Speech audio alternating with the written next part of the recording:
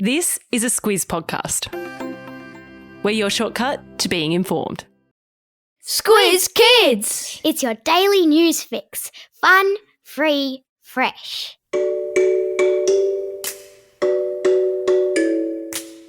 Hello and welcome to Squiz Kids Today, your fresh take on what's happening in the world around you. I'm Bryce Corbett. It's Wednesday, November 16. In Squiz Kids Today, flood emergency in New South Wales. Paris Olympic mascots revealed.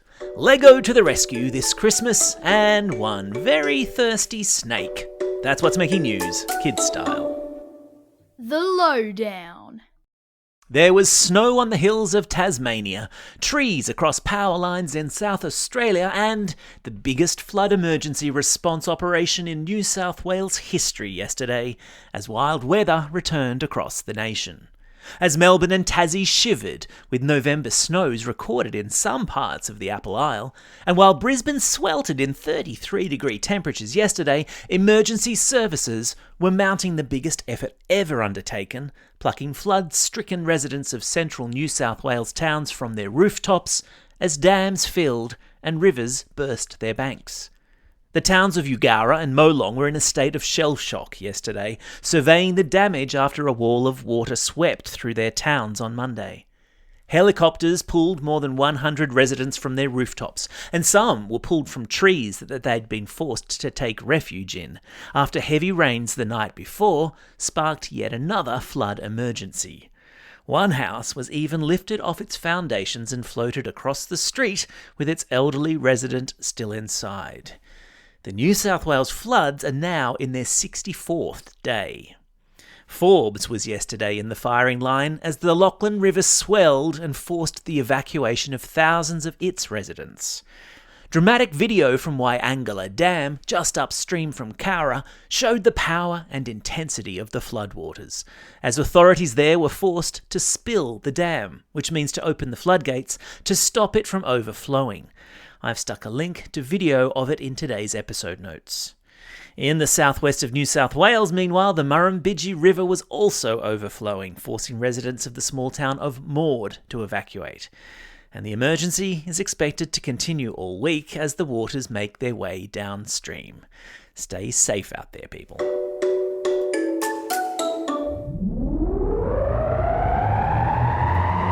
Spin the globe. Each day we give the world globe a spin and find a news story from wherever it stops.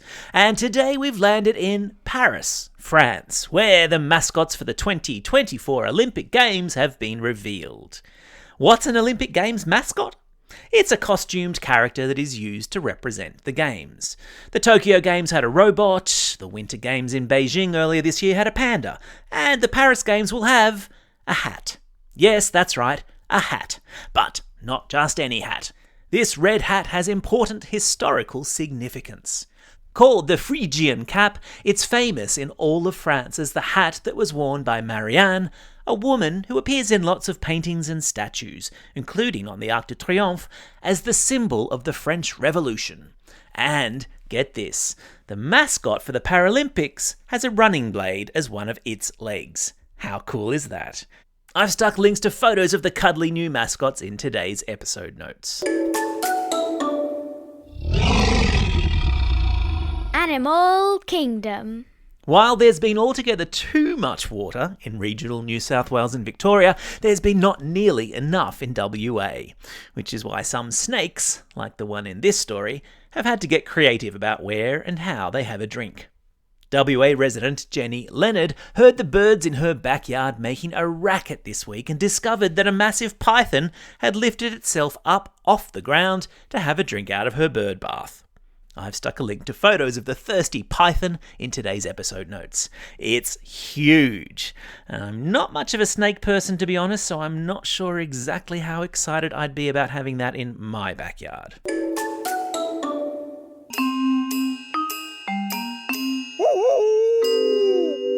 Newshounds. Every Wednesday, we check in with Squizzy the Newshound to see what fishy stories he's sniffed out on the internet. And today, Squizzy's nose is twitching over fake health advice posted to social media by a person calling themselves a wellness influencer. In this case, the person has recommended the drinking of raw cow's milk, claiming that she cured her lactose intolerance by drinking milk straight from the cow's udder. Most of the milk we drink is pasteurised.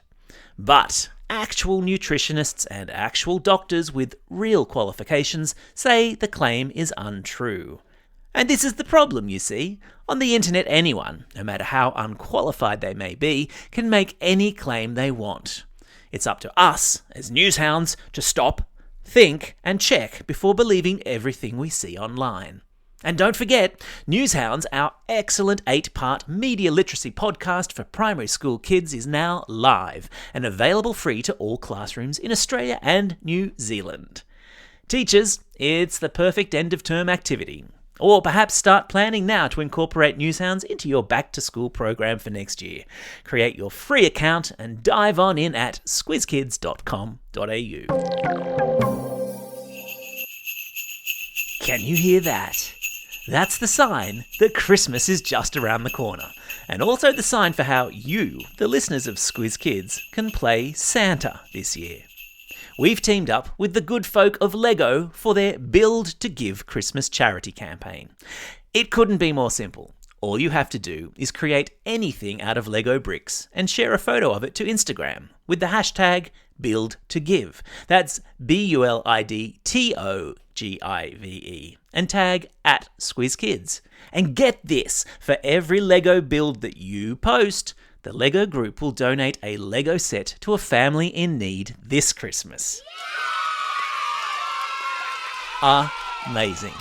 Their chosen charity this year is the UNHCR, a big international organisation that helps families who have been forced to flee war zones.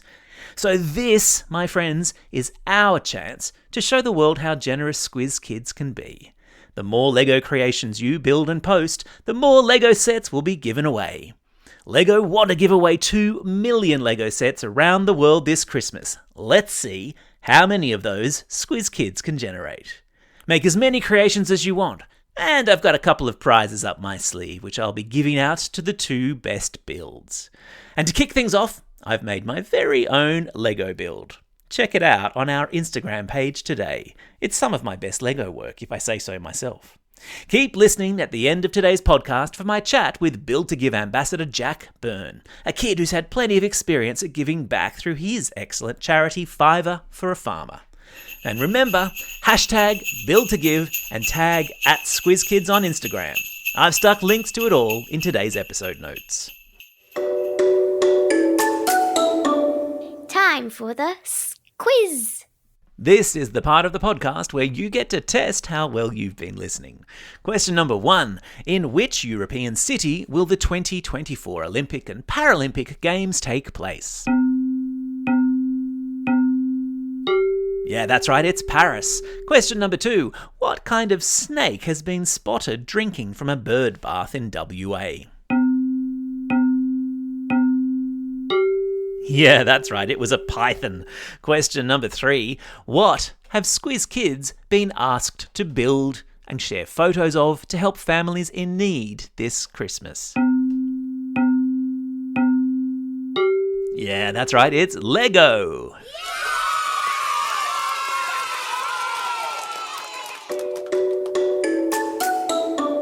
Shout outs.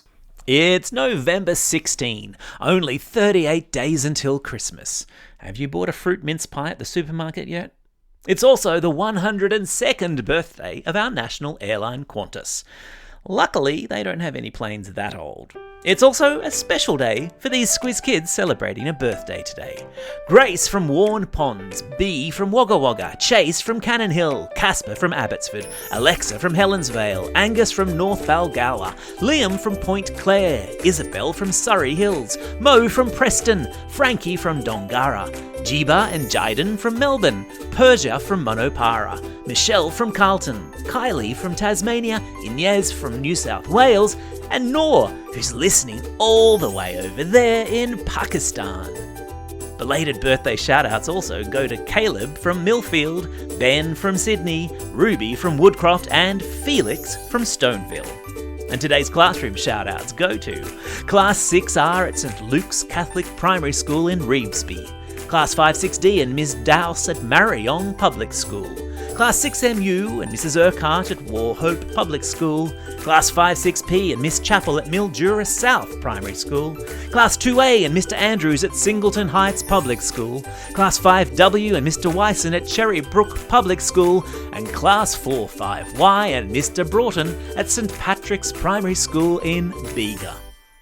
Don't forget, if you've got a birthday coming up and you want a shout out, or if you're after a classroom shout out, drop us a line at squizkids@thesquiz.com.au or fill out the form on our website. That's all we have time for today. Thanks for listening to Squiz Kids today. We'll be back again tomorrow. In the meantime, get out there and have a most excellent day. Over and out.